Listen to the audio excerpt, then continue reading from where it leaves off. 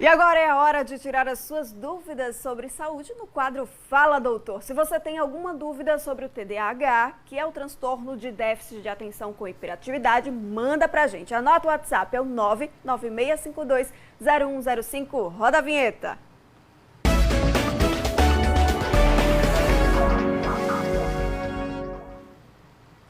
E olha, sobre o assunto, um dado foi divulgado ontem. É que cerca de 90% das crianças diagnosticadas com transtorno de déficit de atenção com hiperatividade ainda representam algum grau de distúrbio na vida adulta. É o que aponta um estudo conduzido aí por pesquisadores da Escola de Medicina da Universidade de Washington, nos Estados Unidos.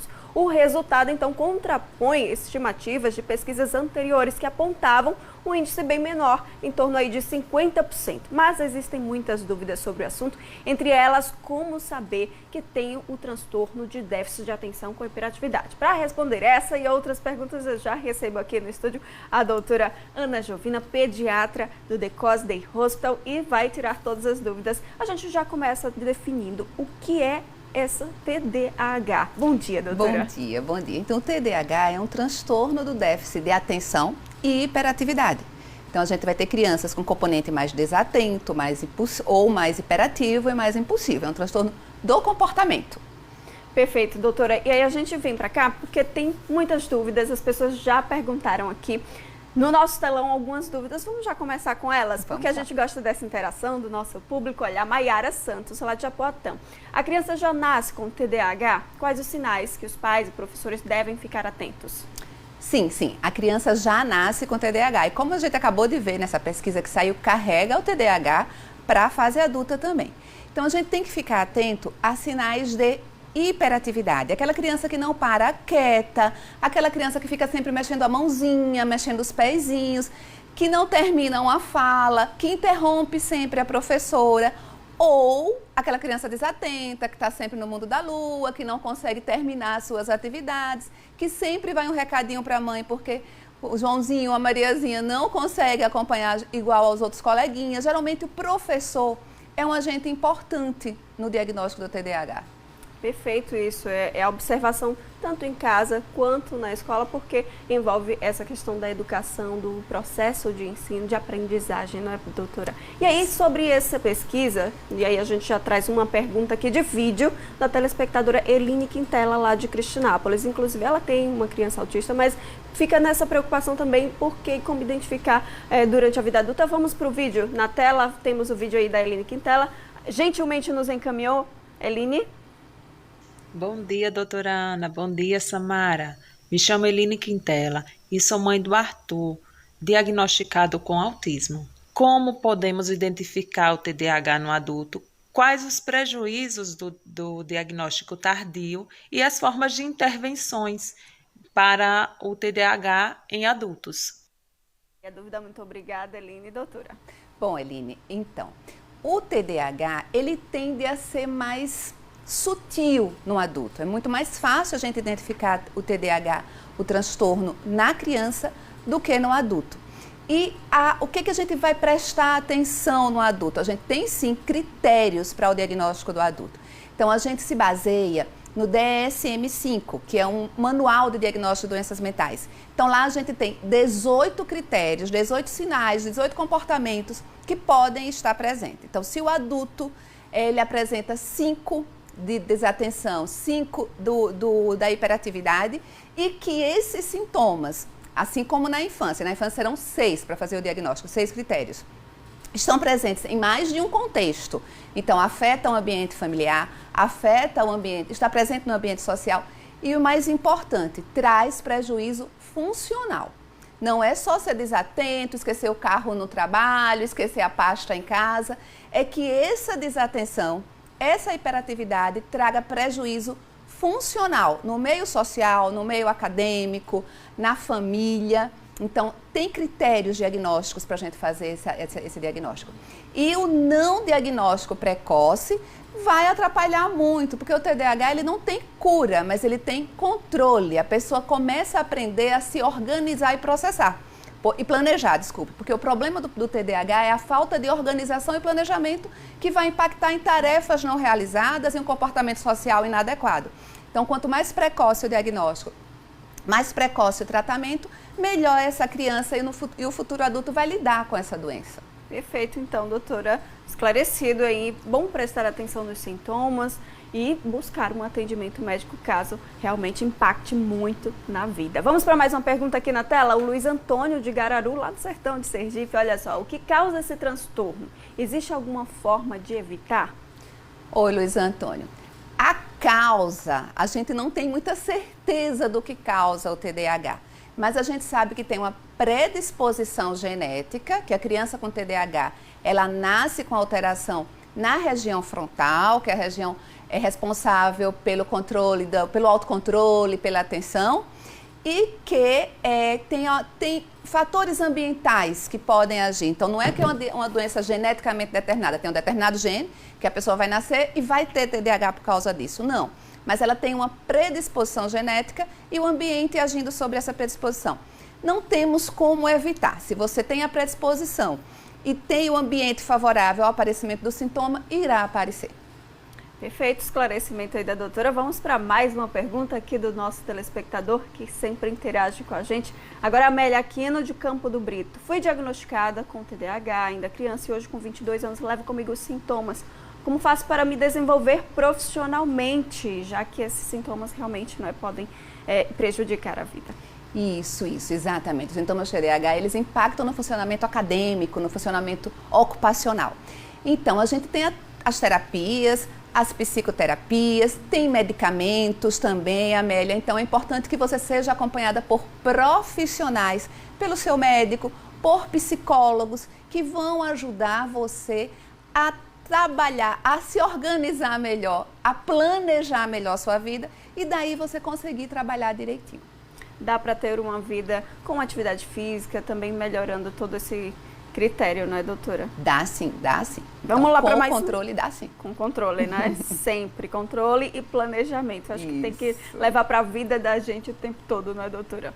Vamos aqui, ó, a Isabela de Campo do Brito. Olha só, já temos interação ao vivo aqui pelo WhatsApp, viu, gente participando. Meu filho tem 12 anos e não fica quieto. Ele é muito agitado. Dormindo, ele roda a cama toda. Sabe que tem outros critérios para identificar, não é, doutora? Isso, exatamente. Então, não é o fato de ser uma criança peralta, uma criança levada, que ele vai ter o TDAH.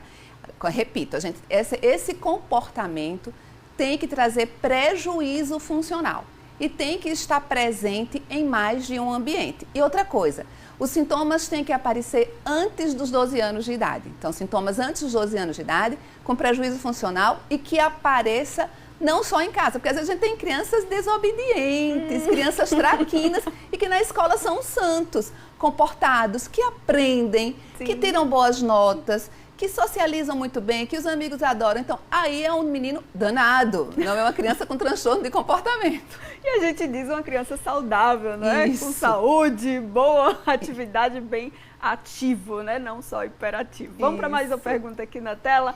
Temos ainda a participação do nosso telespectador, o Samuel Oliveira, de Itabaiana, região Agreste. Olha, meu filho tem 5 anos e é bem agitado, que aí é o que você como ele não fica concentrado em nenhuma atividade. Nessa idade, já tem como dar um diagnóstico? E aí a questão da idade, né?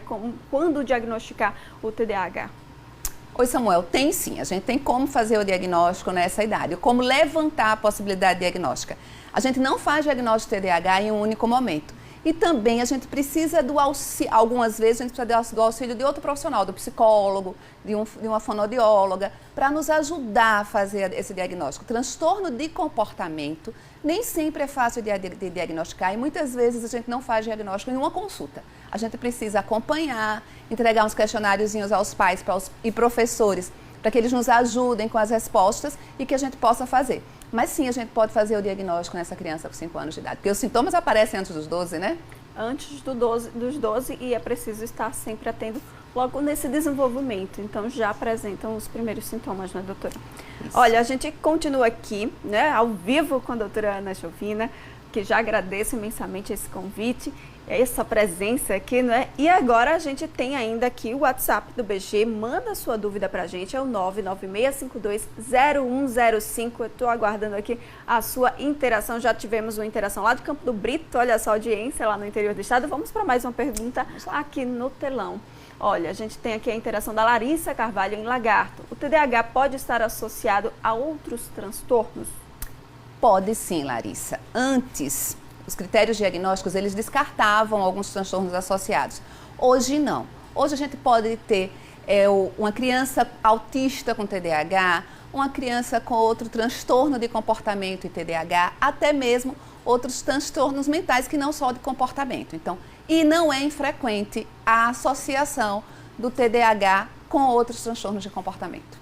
Não é frequente? Não é infrequente. Infrequente. É comum. Então, é comum essa associação. Olha, tem mais uma pergunta. Vamos então para mais uma pergunta aqui na tela. Olha, Lauana Sampaio, de Ribeirópolis. Qual o tratamento mais eficaz? Não tem como fugir dos remédios? E aí, medicamentos, né? Então, o tratamento tem que ser individualizado. Então, o tratamento mais eficaz para uma criança pode não ser o tratamento mais eficaz para outra criança. Então, tem sim como fugir das medicações. Não é obrigatório tratar o TDAH com medicação. Vai depender da intensidade dos sintomas, do envolvimento da funcionalidade dessa criança que os sintomas levam. Então, é importante a terapia, é essencial a terapia, que pode sim ser aliada ou não à medicação. Perfeito, então. Agora a gente tem uma interação aqui do Edvan Costa, está acompanhando aqui diretamente na nossa TV Atalaia, e ele quer saber como diferenciar o TDAH do autismo. São dois transtornos de comportamento, de diagnósticos não tão fáceis, e que os diagnósticos são baseados em critérios. Então, a gente vai aplicar os critérios para o TDAH, aplicar os critérios para o TEA e ver se essa criança tem um ou outro, ou os dois. Pode acontecer de ter os dois também, né? Pois é, eu acho que você citou aqui, mas tem um telespectador aqui perguntando se o TDAH tem cura. Não tem cura, o TDAH não tem cura, tem controle, tem terapias para melhorar, mas cura, então se você é uma criança com TDAH, você provavelmente será um adulto com TDAH mais organizado, com menos sintomas, mas carregará o TDAH para a vida inteira. É isso, mas tem esse tratamento, dá para viver com leveza, né, com o tratamento. Vamos para mais uma pergunta no telão. A gente tem aqui a participação da Aline Santos em Umbaúba. Como a escola pode ajudar nesse processo de diagnóstico e depois no tratamento da criança? Também após esse diagnóstico, não é, doutora? Então, a escola é fundamental no diagnóstico, porque os sintomas do TDAH, a alteração que o TDAH traz, ele geralmente se manifesta quando a criança começa a ser alfabetizada. É uma criança que tem mais dificuldade na alfabetização, tem mais dificuldade de se manter concentrada na escola. Então, as professoras, os coordenadores de escola são agentes fundamentais no diagnóstico. E no tratamento também, né? A criança com TDAH, a criança com transtorno de conduta, de comportamento, ela deve ser inserida nas classes normais, nas classes com crianças típicas. Então, a gente tem que trabalhar aquela dificuldade que aquela criança tem. Não deixá-la sentada junto de uma janela, porque a janela dispersa, ele vai ficar mais desatento. Colocá-lo mais perto da professora, dar atividades mais curtas para ele. Ele não consegue passar muito tempo em uma atividade. Boa. Então, uma atividadezinha mais curta, junto dela na primeira carteira, fora de locais que causem muita distração. Ótimas dicas aí da doutora Ana, inclusive para os pais verificarem junto à escola se ele está sendo tratado dessa forma. Não é comum, diferente, mas sim em meio né, com toda essa normalidade e trazer para que ele seja realmente inserido, como a senhora bem citou. Aqui tem o Bonifácio da Farolândia, ele disse que tem um problema de memorização. Se eu ler um texto, na quinta linha eu já esqueci o que leu. Esse é um sintoma, doutora? Ele é um sintoma, mas esse esquecimento traz prejuízo para você? Quando você chega na prova, agora não, já é um adulto, né? É isso. Mas no seu trabalho, isso aí traz problema no seu trabalho, traz problema na sua vida familiar, na sua vida social. Se não trouxer problemas, não é não é problema, não é transtorno de comportamento. É uma característica da pessoa, a desatenção, a dificuldade de concentração. Pois é. E se confunde muito, né? Porque são vários os sintomas que tem, mas são pontuais, eles não, né? Juntos é que poderiam ser, então, sintomas do TDAH. É isso, né? Bom dia, olha, tem um primo que ele não conseguiu aprender a ler corretamente e com rapidez. Hoje está adulto e tem dificuldade ainda.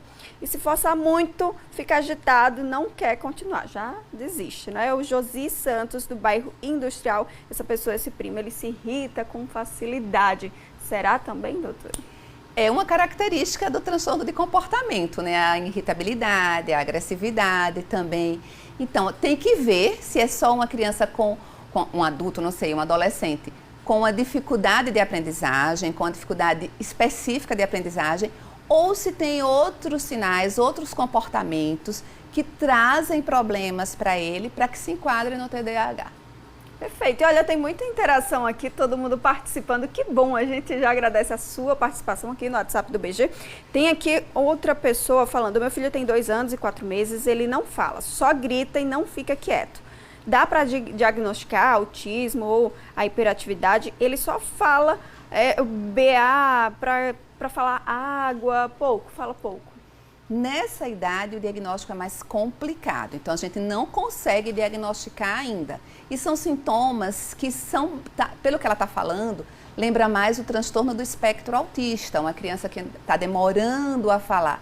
A criança com TDAH, ele tem uma inteligência normal, ele tem um desenvolvimento normal.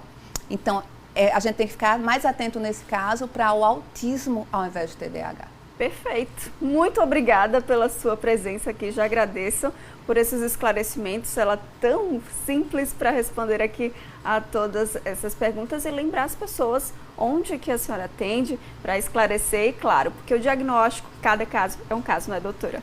Eu que agradeço. Eu trabalho no The Cause Day Hospital, atendo lá, sou pediatra de lá. Também sou professora da UNIT, trabalho lá também, atendo com os meninos da medicina lá no The Cause também. E mostra que ama realmente o que faz, esse carinho para falar sobre esse assunto aqui. Eu quero agradecer mais uma vez e até uma próxima. Obrigada, eu que agradeço.